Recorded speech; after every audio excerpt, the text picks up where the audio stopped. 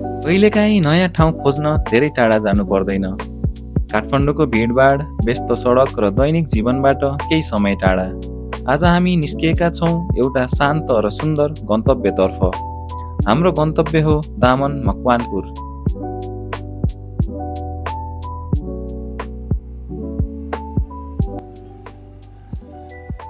Hello everyone, we are at Novice and we are heading towards Daman today.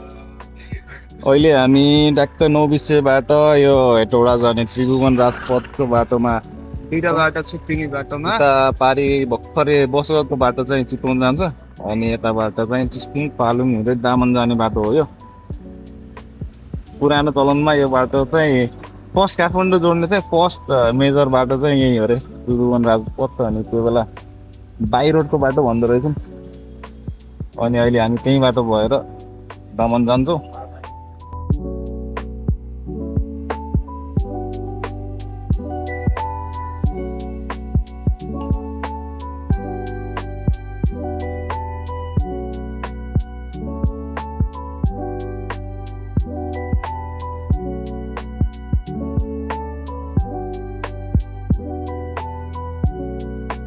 ल साथीहरू, अहिले हामी यो नौबिसेबाट पालुङ जानको लागि हिँडेर नौबिसेबाट माथि लाग्यो। अनि माथि लाग्दाखेरि चाहिँ हामीले यो ठाउँको नाम एक्ज्याक्टली त थाहा भएन, तर यहाँबाट चाहिँ एकदम राम्रो दृश्य चाहिँ देखिरहेको छ। हामी बादलभन्दा माथि छौँ अनि हामीभन्दा तल बादल छ अनि बादलभन्दा तल चाहिँ एउटा गाउँ छ। अब गाउँ चाहिँ यहाँबाट देखिँदैन किनभने बादलले छेक्या छ, तर हामीसँग ड्रोन सर्ट छ अनि उहाँ ड्रोन उडाउँदै हुनुहुन्छ त्यो ठाउँको। अनि हामी ड्रोन सर्ट पनि राख्छौँ। हामी बादलभन्दा तल गाउँ एकदम राम्रो दृश्य देखिया छ। तपाईँ पनि यता आउनुहोस्, once in a life time moment हुनेछ। एकदम रेकमेन्डेड ठाउँ छ है यो।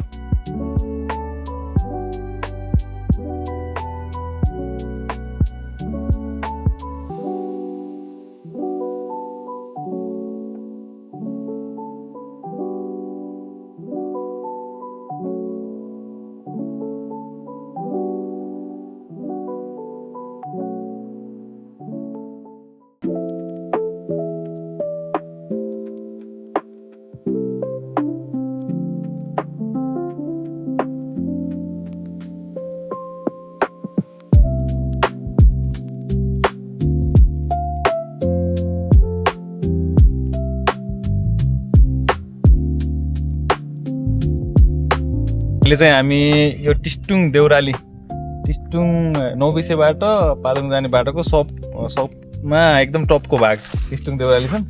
तल चाहिँ हामीले यो पालुङ बजार चाहिँ देखिया छ। एकदम सम्म डाँडाहरूको बिचमा एउटा सानो भ्याली जस्तो खेतीपाती भएको बजार रहेछ। एकदम राम्रो देखिया छ। अनि यहाँ चाहिँ पुराना स्टाइलका घरहरू पनि रहेछन्। अनि यो चाहिँ हाम्रो 2030 मिटरको हाइटमा छ है यो ठाउँ। त्यो चाहिँ हल्का अलि धेरै नै हो। यो सायद यो चिसोको बेलामा चाहिँ यहाँ हिउँसिउ पर्न सक्ने सम्भावना चाहिँ छ।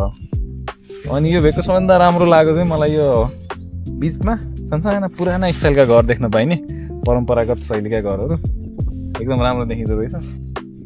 अनि weather is still good and अब हामी यहाँबाट लाग्छौँ दामनतिर।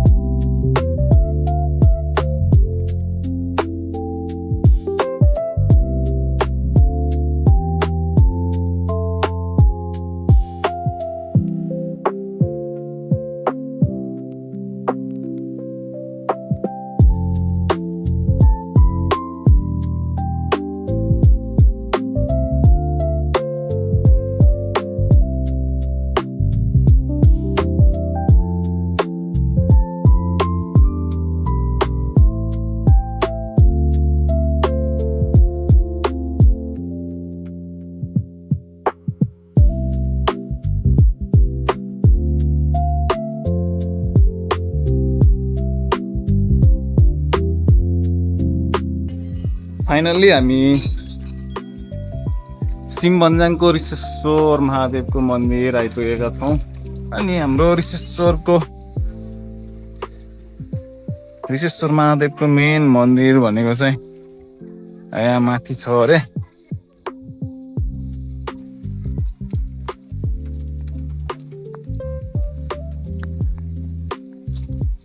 साउन्डको अन्तिम हो होइन,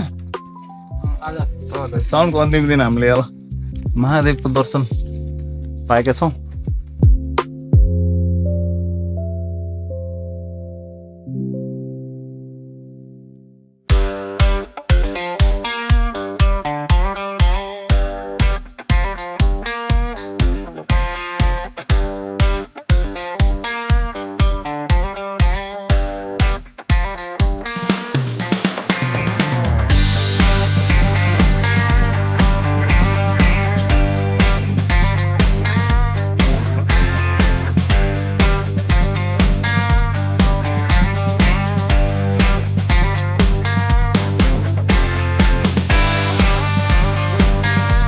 हामी दामन आइयो।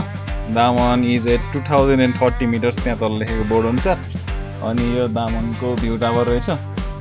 अब यो भ्यू टावर पब्लिक भन्दा पनि यो रिजोर्ट मार्फत चलेको रहेछ। अनि त्यसको लागि चाहिँ टिकट चाहिँ लिनुपर्ने रहेछ, 30 रुपियाँ पर पर्सन। तर त्यो टावरबाट भ्यू चाहिँ एकदम राम्रो देखिँदो रहेछ, तलको त्यो पालुङ बजार अनि यताका भेगहरू चाहिँ एकदम राम्रो चाहिँ देखिँदो रहेछ। यहाँ आउनुभयो भने एकचोटि टावर चाहिँ चढ्नु होला।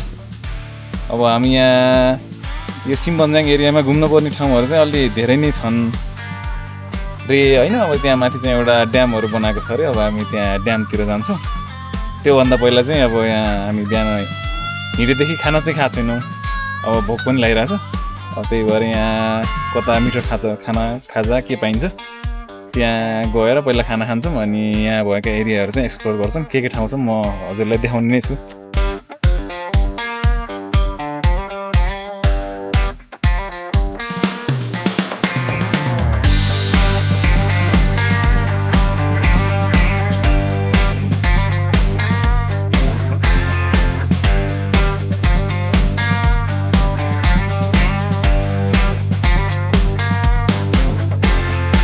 यहाँ दामन दिदीकोमा आएर यो म सेकुवा खाँदैछौँ। आजसम्म खाएको बेस्ट सेकुवा छ है यहाँ, लोकल कुखुराको। एकदम हाइली रिकमेन्डेड आयो त। कस्तो लाग्यो? बेस्ट। यसको त्यो मसला चाहिँ यस्तो बेस्ट छ कि, अनि मासु पनि सफ्ट यस्तो मजा आइरहेको। हाम्रो खाना चाहिँ रेडी भइसकेको छ। यो लोकल कुखुराको ग्रेभी झोल, ट्याक्क 3टा खाना खानुपर्छ। ल सुरु गरौँ। र आमा हुनुहुन्छ, आमाले एकदम राम्रो मिठो खाना खुवाउनु भयो। अब यता हाम्रो दाइ पनि हुनुहुन्छ। कस्तो लाग्यो खानाहरू? मिठो छ एकदम मिठो। स्पेसल्ली यहाँ आएर तपाईँले सेकुवा खानुभयो भने एकदम बेस्ट हुन्छ है। लोकल कुखुराको सेकुवा बेस्ट थियो। अरू पनि एकदम मिठो थियो, तर बेस्ट आजको मेन एट्र्याक्सन चाहिँ सेकुवा भयो यहाँ चाहिँ। त्यही भएर ल आइदिनु होला है त। ल म बाई भन्ने बाई।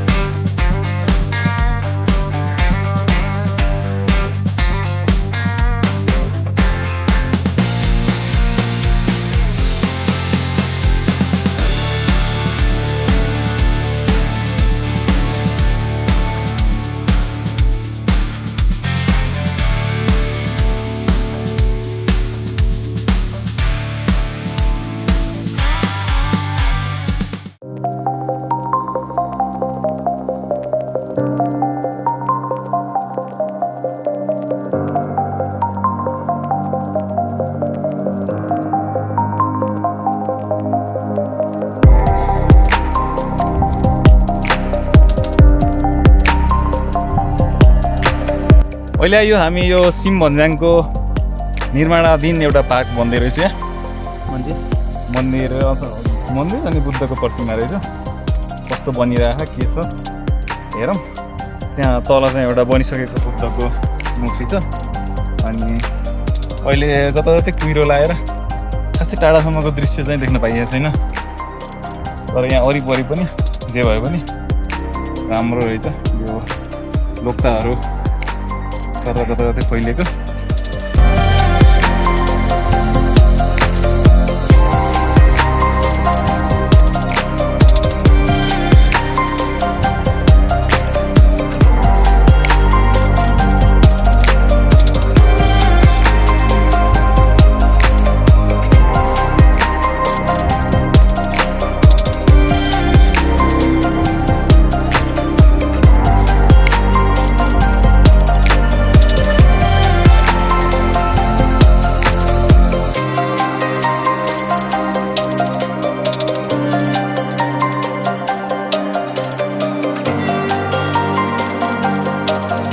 तामनको यो यात्रा केवल एउटा ठाउँ घुम्न आएको यात्रा थिएन।